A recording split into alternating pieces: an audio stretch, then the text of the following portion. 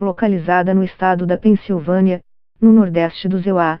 Centralia foi condenada à morte desde que um incêndio começou e nunca mais parou a queimar em seu subsolo. A cidade está em uma região marcada pela mineração do carvão.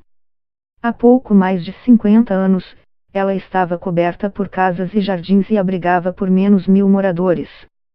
Hoje, restam apenas uma igreja, poucas casas e, segundo a última contagem oficial, 6 pessoas. Nos mapas, as estradas têm até nomes. Mas quem caminha por lá só encontra vias fantasmas sem placas, silenciosas, abandonadas. Nessa paisagem, a única coisa que se destaca no horizonte é uma igreja branca com a cúpula azul. A congregação deixou o local, mas a Igreja Católica Ucraniana ficou inteira. John Mayernik nasceu e cresceu em Centralia quando o local ainda era vivo e vibrante. Todo mundo cuidava um do outro, recorda.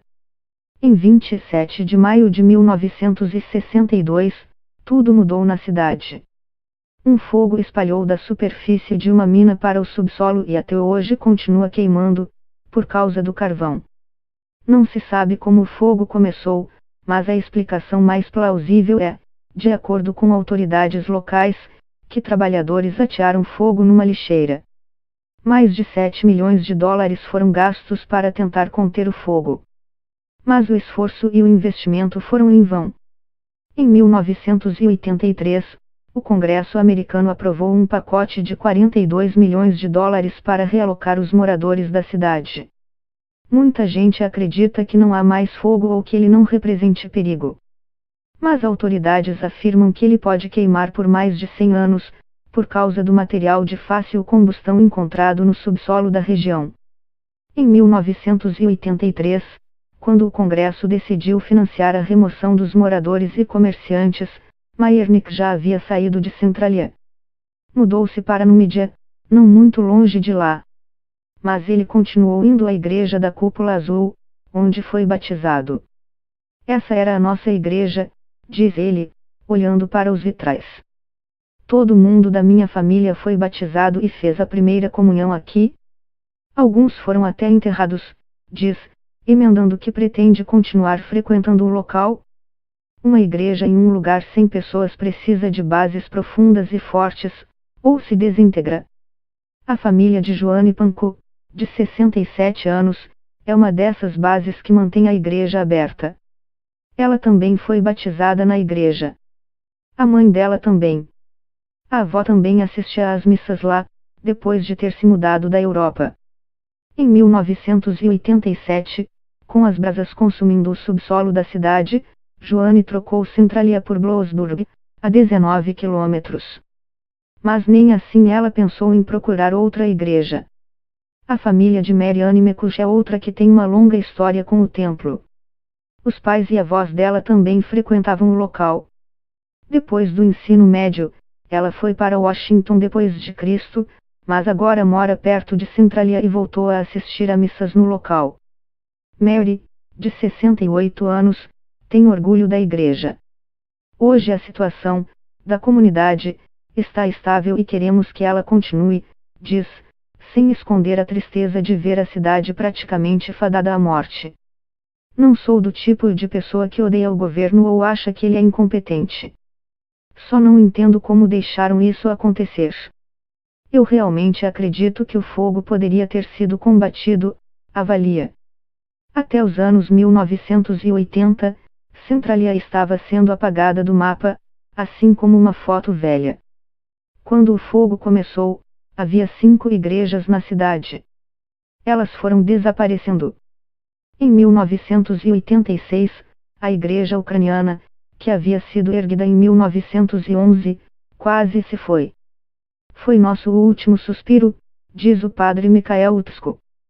A igreja teria sido derrubada, e tudo o que teria restado era o cemitério.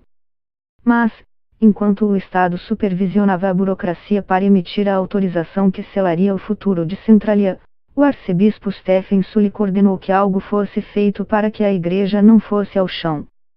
Então eles perfuraram e encontraram uma rocha sólida, em vez de carvão, diz o padre Utsko. Isso é tão bíblico, diz citando um trecho da Bíblia que diz: Tu és Pedro, e sobre esta pedra edificarei a minha igreja. Assim, a construção foi preservada e, com a ajuda de famílias como os Meiernick, os Panko e os Mekushi, a igreja continua cuidando de Centralia.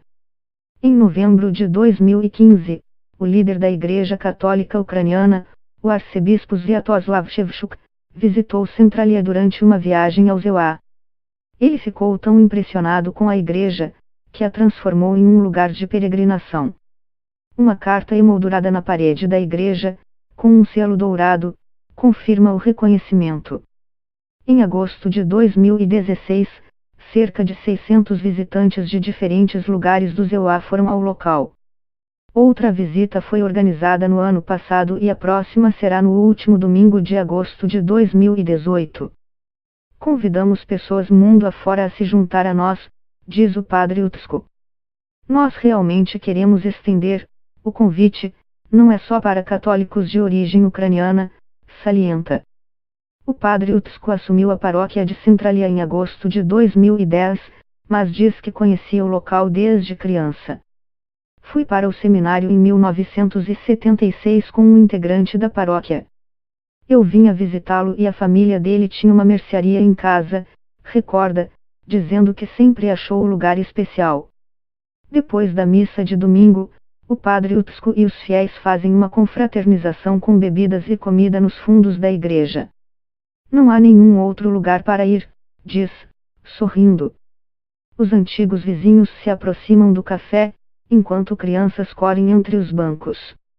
A gente perdeu a cidade, mas não perdemos a igreja, diz o padre, que também é responsável por outra paróquia, em Mount Carmel. Ele está convencido de que a igreja de cúpula azul na cidade onde o subsolo queima vai ter vida longa.